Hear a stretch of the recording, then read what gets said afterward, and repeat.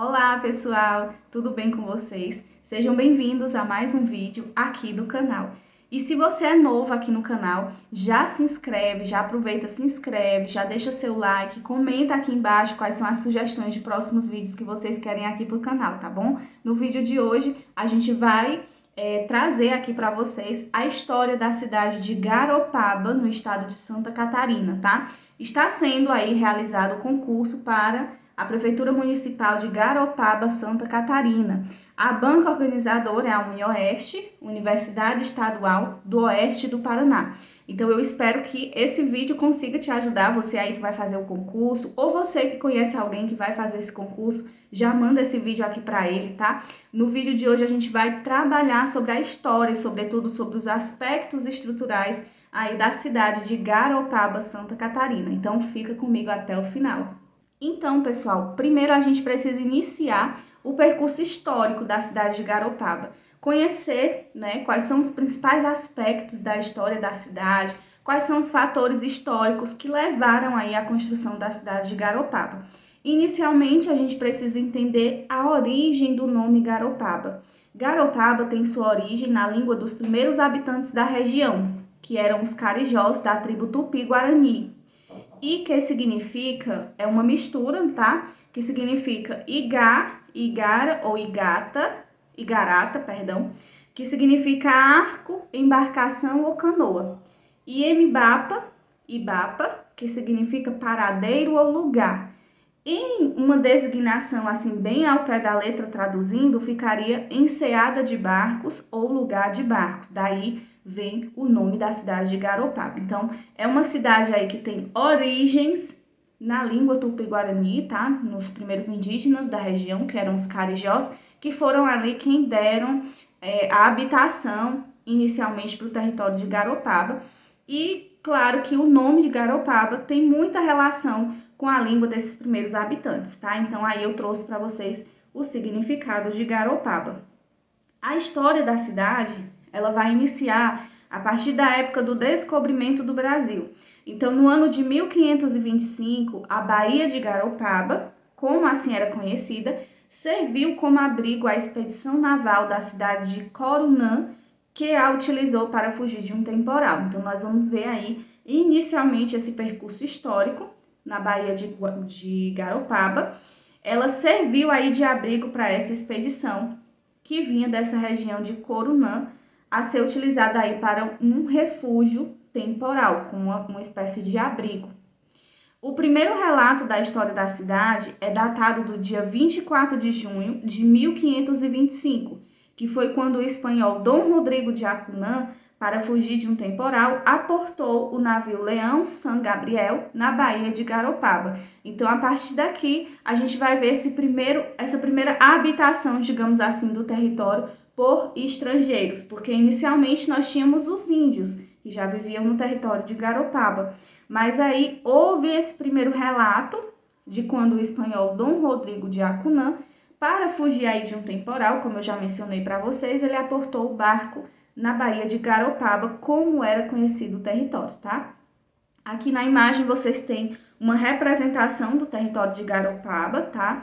É uma região litorânea, a gente vai já entender um pouquinho desses aspectos. O primeiro povoado de Garopaba só surgiu em 1666, formado de imigrantes açorianos. Então, a gente vai ver muito da cultura açoriana na cidade de Garopaba, sobretudo na questão da própria escultura também, que vai trazer essas representações desse povo açoriano. Foi no século XVII que se intensificou, então, a imigração. O padre italiano Rafael Faraco exerce um papel fundamental no crescimento da localidade. Ele é o responsável pela criação da Vila de Garopaba em 1677. Então, nós vamos ver aí essa forte representatividade do padre italiano Rafael Faraco, que vai trazer essa grande notoriedade aí para o município ao criar a Vila de Garopaba, no ano de 1677. A paróquia, ela foi instituída por um decreto, tá? Por um decreto do governo imperial, mas ela só foi instalada oficialmente mesmo no ano de 1846. E em 1890, com o trabalho de mobilização da freguesia, ela é elevada à categoria de vila com o decreto do governador Lauro Severino. Então, nós vamos ver essa primeira elevação aí à categoria de vila, inicialmente pelo decreto do governador Lauro Severino, no ano de 1890. Então, portanto, é uma cidade bem jovem. E aqui na imagem vocês conseguem ter uma representatividade da paróquia, tá?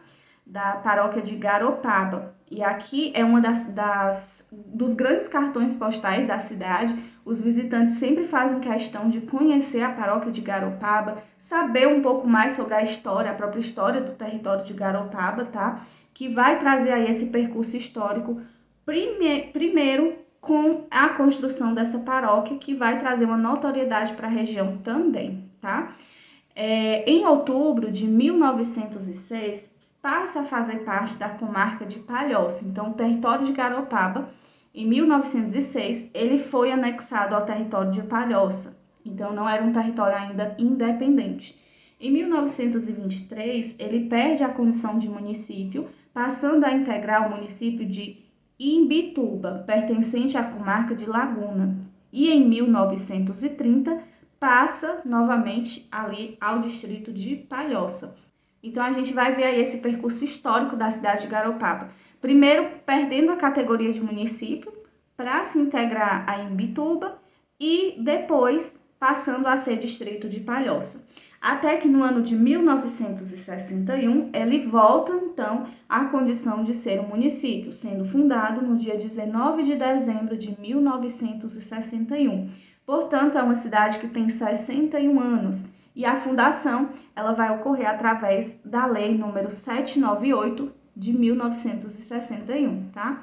Com a riqueza das águas, é interessante também a gente perceber que é um território que tem muitas riquezas naturais, muitas riquezas de águas, por ser uma região litorânea, né?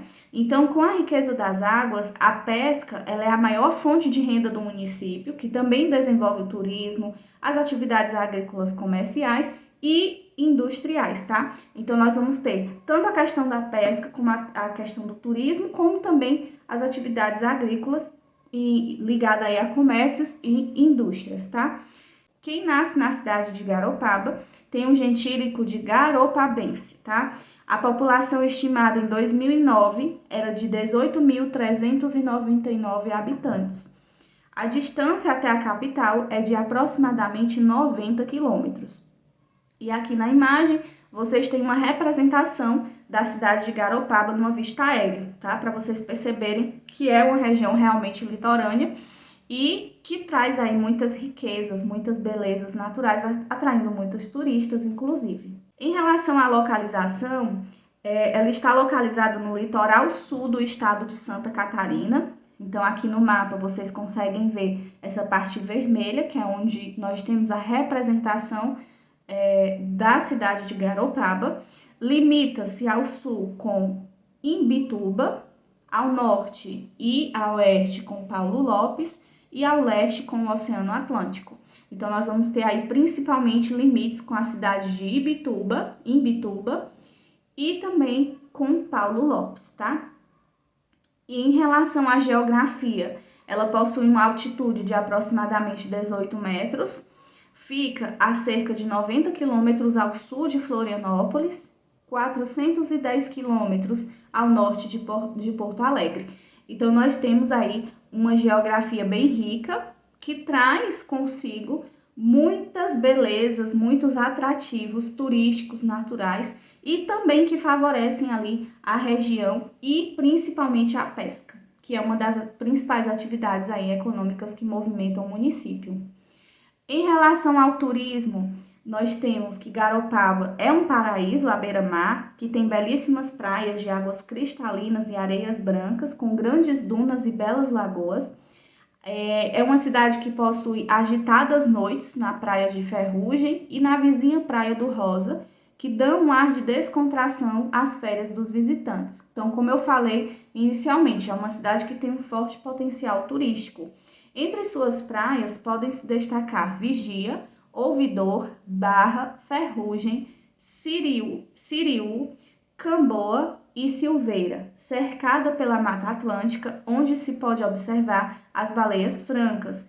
Então, nós vamos ter aqui nessa imagem uma representação da cidade de Garopaba, onde eu trago para vocês em relação ao turismo, que é uma das principais cidades aí do estado de Santa Catarina que movimenta realmente o turismo. Ainda falando sobre o turismo, no turismo religioso, a gente destaca a Gruta de Nossa Senhora de Lourdes, que é essa que vocês veem aí na imagem, e a Igreja Matriz de São Joaquim, com características de estilo arquitetônico açoriano. Como eu disse, os açorianos eles trazem muita representação para a cidade, principalmente na questão do turismo, na arquitetura, na dança, na cultura, né?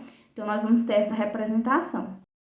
No mês de junho, sempre acontece a Quermesse de Garopaba, que é promovida pela Igreja de São Joaquim. A festa ela é realizada na Praça Central e resgata tradições da cidade, além de shows regionais e nacionais. Então, nós vamos ver aí essa festividade sendo acontecida, essa Quermesse de Garopaba, promovida pela Igreja de São Joaquim, que é um evento que movimenta ali a cidade, movimenta também a questão da economia local. Por falar em economia, as principais atividades econômicas do município, como eu disse anteriormente, são o turismo. Mas nós temos também a pesca, nós temos também a construção civil, a pesca artesanal, principalmente a pesca da tainha e da anchova, e a agricultura de subsistência. Também é uma cidade que traz aí a agricultura de subsistência como uma das bases da economia. Evidencia-se também a pecuária e o comércio, além de indústrias e confecções. Então, nós vamos ter todos esses aspectos relacionados à economia da cidade. E em relação à cultura, nós vamos ter alguns momentos aí que vão movimentar a cultura da cidade e alguns que são muito importantes, como a gente pode destacar. Nós temos a Festa do Divino, que ocorre no mês de maio, junto à Quermesse Comunitária, no centro de Garopaba. A programação inclui gastronomia, apresentações folclóricas, religiosas e culturais, e tem também barracas de comidas típicas e também de brincadeiras da região. Nós temos também na cultura o pau de fita, que é uma manifestação cultural recorrente em várias culturas, dentre elas a cultura açoriana. Toda a coreografia se desenvolve ao som de cantorias, com casais segurando fitas coloridas, e essas fitas elas são presas ao mastro, que são trançadas caprichosamente de diversas formas. E nós temos também os artesanatos da terra, que destacam-se os trabalhos feitos em cipó, bordados em tela, crochê, entalhes em madeira, confecções em cordas, dentre outros, tá? Então, pessoal, esse foi o vídeo. Eu espero muito que vocês tenham gostado. Espero que tenha ajudado aí você que vai fazer esse concurso. Se você quer a parte 2 desse vídeo, é só você comentar muito, deixar muito aqui nos comentários do vídeo. Curte, compartilha com seus amigos que vão fazer o concurso, se você não vai fazer, mas conhece alguém, tá? Muito obrigada para você que assistiu o vídeo até aqui. Um abraço e até a aula que vem.